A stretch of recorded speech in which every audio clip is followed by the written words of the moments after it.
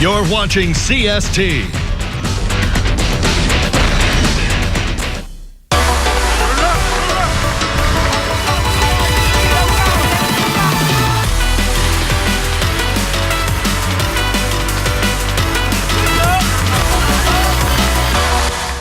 The New Orleans Saints enjoyed a big day for their defense here this afternoon at the Osher Sports Performance Center. Hi again, everybody. Welcome into the Saints Training Camp Report on CST with John DeShazier.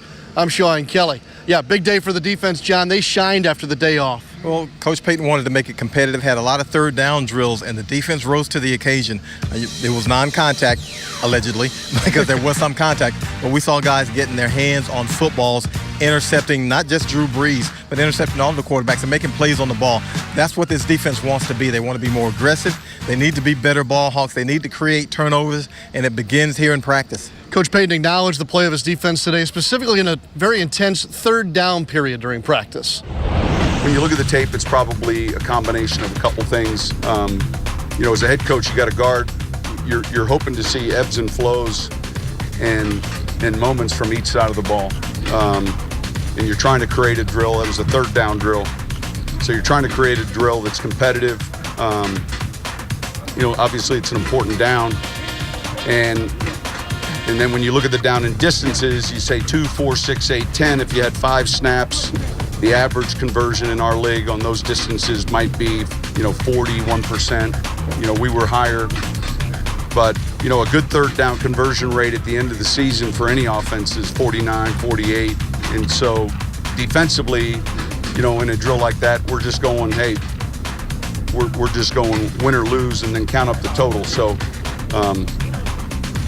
but it's just finding those opportunities to create a little bit more awareness and in regards to what we're doing with the situation and then how we're playing it. JD, you mentioned takeaways earlier in our conversation, and now it's back-to-back practices that rookie Marcus Williams has found a way to catch the football against the offense. Well, we saw a couple of days ago he got one off a deflection, showed his ball skills. This time he ranged from center field and got one from Drew Brees on the sideline. So those are the skills that the Saints hope that they saw when they drafted him, and he displayed them today. Yeah, Coach Payton talked about Williams' play thus far and says it relates back to what they saw on the film from his college days. If you looked at his college numbers, he was probably the most productive safety coming out in regards to ball production. And I was encouraged. It was, it was a rep versus the ones. It's one of the things he does well is track locate. He's very smart. And we just got to keep giving him those reps. He knows what he's doing very early on. So his attention to detail is good. Obviously, as a rookie, there's a lot that he has to pick up and improve on. That was an encouraging play. All right, so takeaways from the defensive secondary today. There was also a fumble or two picked up off the ground. John, when we went into practice today, you and I kind of had designs on watching the defensive line up front. That's a major storyline here in camp for the Saints. Well, if you don't have Nick Fairley, obviously you have to have someone filling in at that position. David Onyemata and also Tyler Davison, the guys fighting it out for that starting position. And at the right defensive end, we know that Alex Okafor is the guy who is probably the lead dog in that, but Haoli Kakaha coming back, trying to make an impact at that position. Are Sheldon Rankins and Cam Jordan really the only, for sure things at this point? Well, pretty much. Those are the known commodities right now, Sheldon Rankins, and he only played half of last season. So, he really is kind of an unknown. We think we know what he can do. He showed a lot of flash in that half a season, really was good, but we don't know exactly how he's going to hold up over an entire season. As you mentioned, Cam Jordan, a Pro Bowl caliber defensive end. In the last couple of practices, we've seen David Onyemata running with the ones at the defensive tackle opposite Sheldon Rankins today. Tyler Davidson got to run with that group a little bit. Yeah, Coach wants to kind of mix and match and see how those guys fit. David Onyemata, a really raw rookie last year. I hadn't played a lot of American football, got an opportunity to play some last year. Tyler Davidson, a guy who was drafted in the 5th round a couple of years ago and who has made an impact on the starting defensive line, but more of a run stopper as opposed to a pass rusher. It's a big group right now at that position for the Saints, all across the defensive line. And why not get one of them to give us a little bit of a scouting report? We got just that at the start of camp from Daryl Tapp, who's here to break down all those guys fighting for playing time up front now for the Saints defense. Start with our leader, Cam Jordan.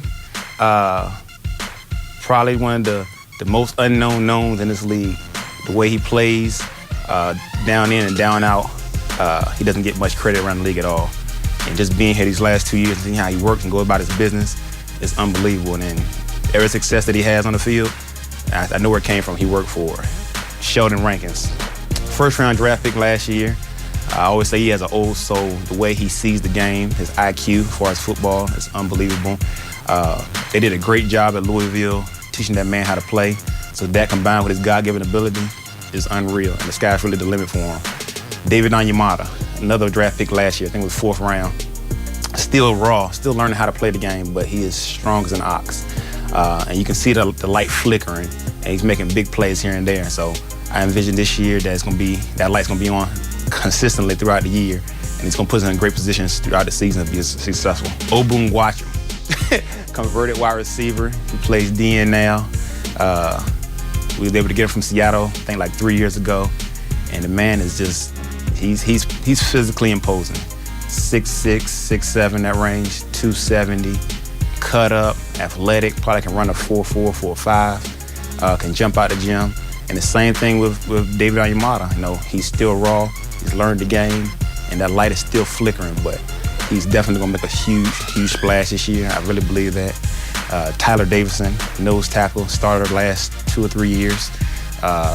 He reminds me so much of Casey Hampton, the great nose tackle from the Pittsburgh Steelers. Now, he makes so many plays that people don't know. You know, everybody's caught up in the sexy plays as far as sacks and TFLs, but that man creates a new line of scrimmage for the defensive line and for the defense every play, and that's something that real football people really notice. And he's a total asset for us. Alex Okafor, Ayo, new addition to the family, and he fits right in. Athletic, he gets to the quarterback. He's smart, he's young, he's athletic. And he's doing his best job right now to learn each and every position on the defensive line. So you never know when your number's gonna be called, and that man's ready to answer the bell. Kikaha has been doing a great job. He's been hit with the injury bug a little bit, from college into the league now. But the man has everything you need to be successful at this level. Fast, athletic. You can get the hint. This is the nature of our group. We're fast, athletic, hungry. But what he brings to it is that it's something special about him. You can't put your finger on him. And now we're just going to do everything he can do to continue to feed him knowledge as older players. And I know he's going to do everything he needs to do to continue to stay healthy and try to stay healthy. And he's going to make a huge splash, too. I mean, we have so many guys that can make plays that it's a true asset for us.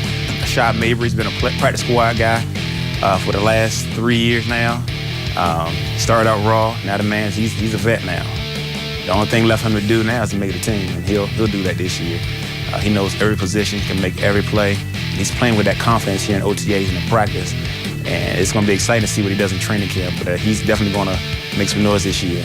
And then I guess I'm just the old head of the group. I've been around the block, so my goal is to be a leader. You know, get these guys everything they need to go forward. I've been in a lot of different systems on a lot of different teams, experienced a lot of different coaching technique and tactics of that nature. And I'm doing everything I can do to help push us forward. You know, the 7-9 season we had last year left a terrible taste in our mouth. And for the guys that have been here longer, it's been 7-9 for the last 3 years. So this year, that's going to change, and that starts up front. We believe that with our whole mind, body. Welcome back to the Saints Training Camp Report here on CST as we continue from the Osher Sports Performance Center. We didn't talk much offense today, John. That's because the defense had such a great day, but there was one very nice offensive note, the return of one of those versatile linemen. Yeah, Senio Clemente returns to the team. He's off the PUP list, back on the practice field. Significant because not only can he play guard, he's a swing player, also plays center, and the Saints have been having some difficulty with the center's exchange to the quarterback. Joshua Rivas and Jack Allen have struggled with that for the last couple of days, so Senio Clemente will be executing some snaps in practice. You know, fewer bad snaps today as opposed to what we saw on Monday, but as Coach Payton pointed out after practice, one bad snap is one too many. On a positive side, Coach Payton pointed out the play of Ken Crawley. The cornerback had another interception today. He's improving on his play of a year ago. Also mentioned the salad play, and still the uphill climb for a young rookie like Alvin Kamara. Any other news and notes from the day, John? I know there were a couple of transactions. Yeah, we had a couple of transactions. Orlando Franklin, offensive lineman, his contract terminated. The Saints add running back Darius Victor. They add linebacker Jonathan Walton, and a couple of guys of note off the practice field today. A couple of cornerbacks, Marshawn Lattimore out with a tweaked knee, not a hamstring. cornerback Delvin Breaux out of this practice, and also out tight end Kobe Fleener. Awfully notable about Lattimore, he had those hamstring problems back in college. Exactly. So you don't want anything to be said about his hamstrings. If it's a knee tweak, which you believe is something minor, you hope he can come back soon. Daily, we get some cool guests around camp this time of year, and today was no exception as the Saints welcome back former player Lance Moore. He'll be with us the next couple of days over camp.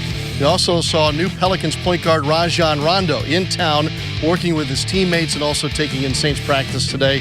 And John, maybe most importantly, a Make-A-Wish Foundation guest, young Jetty from Sacramento, California. His wish was to spend the day as an NFL athletic trainer.